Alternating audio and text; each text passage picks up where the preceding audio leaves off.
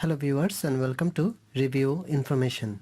Today I will show you how to send messages in Snapchat.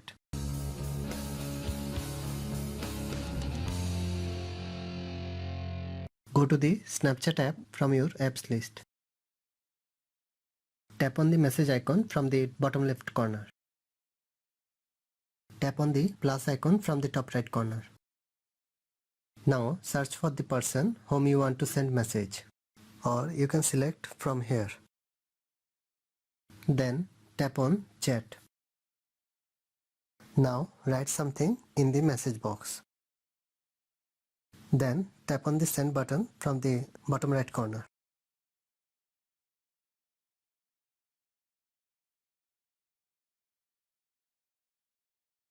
In this way you can send messages in Snapchat.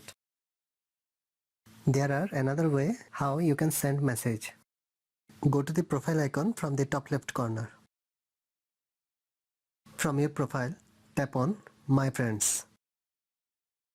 Here you can find all the Snapchat friends. Tap on the friend whom you want to send message. Now write something in the message box. Then tap on send button from the bottom right corner. That is how you can send messages in Snapchat. Thanks for watching.